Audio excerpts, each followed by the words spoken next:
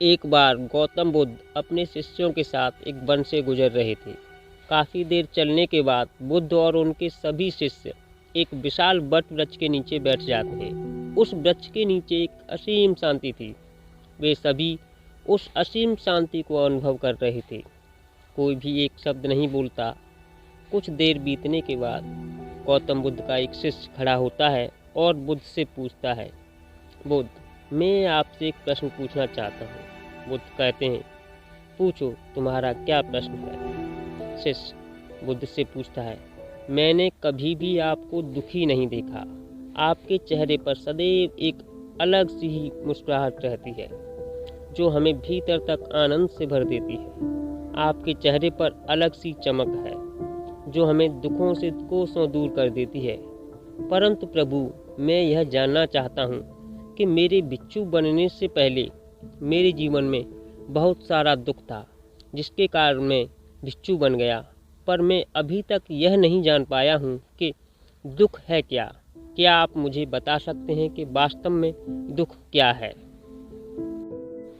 बुद्ध मुस्कुराते हैं और अपने भिक्षु से कहते हैं, दुख एक विचार से ज़्यादा कुछ नहीं है। सभी भिक्षुक यह सुनकर आश्चर्यचकित होते हैं और बुद्ध से पूछते हैं, परंतु बुद्ध, विचार तो आते हैं और चले जाते हैं, पर दुख एक बार आ जाता है तो जाने का नाम ही नहीं लेता। बुद्ध कहते हैं, मैं तुम्हें एक छोटी सी कहानी सुनाता हूँ, ध्यान से सुनो। एक नगर में एक धनी सेठ रहता था। उसके पास एक वफादार नौकर था। वह सेठ अपने नौकर पर बहुत विश्वास करता था। वह सेठ अपने नौकर पर कभी भी किसी बात के लिए शक नहीं करता था, क्योंकि उसका नौकर वास्तव में ही बहुत ईमानदार था। एक बार उस सेठ को किसी काम से बाहर जाना पड़ा। 2-3 दिन के बाद जब सेठ लौटा तो वह एक कीमती सामान लेकर आता है। वह उस कीमती सामान को अपने कमरे में अच्छे से सजा कर रख देता है और अपने नौकर से कहता है, तुम्हें विशेष रूप से इस चीज़ का ध्यान रखना है। ध्यान रहे यह टूटे नहीं, यह मुझे बहुत प्रिय है। नौकर कहता है, मालिक, मैं पूरा ध्यान रखूंगा, आप चिंता न करें।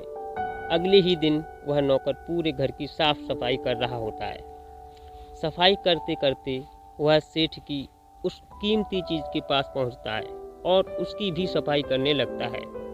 सफाई करते वक्त वह कीमती चीज़ उस नौकर के हाथ से फिसल जाती है और नीचे गिरकर टूट जाती है। सेठ को यह बात पता चलती है और वह नौकर के पास आता है और नौकर को खूब डांटता धमकाता है, परंतु न तो वह उस नौकर को नौकरी से निकालता है और न ही उसे पीटता है, क्योंकि वह उसका बहुत वफादार और पुराना नौकर था। इसलिए वह डांट धमका कर ही उसे छोड़ देता है। सेठ अपनी उस कीमती वस्तु के बारे में सोच सोच कर बहुत दुखी हो जाता है। रात होती है और सेठ अपने कमरे में लेट जाता है। सेठ को नींद भी नहीं आती। वह बहुत बेचैन हो जाता है। बेचैनी के कारण सेठ अपने कमरे से बाहर निकलता है और देखता है कि उसका नौकर निश्चिंत होकर आराम से सो रहा था। सेठ यह देखकर क्रोधित हो जाता है। सेठ सोचता है, इसने मेरी इतनी कीमती चीज़ तोड़ दी और इसे बिल्कुल भी चिंता नहीं है। मुझे यहाँ नींद भी नहीं आ रही है और यह आराम से सो रहा है। सेठ अपने कमरे में वापस चला जाता है। अगले दिन सेठ सोचता है कि मैं इस समस्या से कैसे बाहर निकलूं। फिर सेठ को एक तरकीब समझ आती है। वह अपने नौकर के पास जाता है और अपने नौकर से कहता है, मुझे बहुत दुख हो रहा है, यह बताते हुए कि वह जो कीमती चीज़ कल तुमने तोड़ दी थी वह मैं तुम्हारे लिए ही लाया था। मैं चाहता था कि मैं उसे तुम्हें उपहार में दूं, परंतु अब क्या कर सकते हैं, अब तो वह टूट गई है। सेठ की बात सुनकर नौकर को धक्का लगा। नौकर सोचता है, अरे यह तो बहुत बड़ी गलती हो गई। सेठ इतनी कीमती और महंगी चीज़ मेरे लिए लाए थे और वह मुझसे ही टूट गई। फिर क्या? उस नौकर के मन में बेचैनी पैदा हो जाती है। दुख उत्पन्न हो जाता है। रात होती है और सेठ आराम से सोता है और वहाँ नौकर बेचैन रहता है। उसे पूरी रात नींद नहीं आती। आखिर क्यों नींद नहीं आती? क्योंकि अब उस नौकर ने उस सेठ की उस कीमती वस्तु को अपने आप से जोड़ लिया, इसलिए वह दुखी हो रहा था।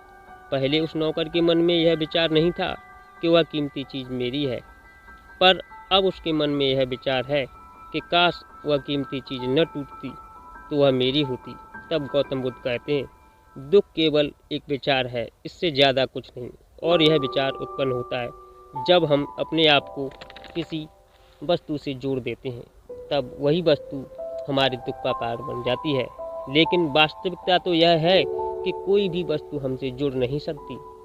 आज जो वस्तु आपकी है, कल किसी और की थी और परसों किसी और की हो जाएगी। यही संसार का नियम है। इस सत्यता को स्वीकार करें और आगे बढ़ें।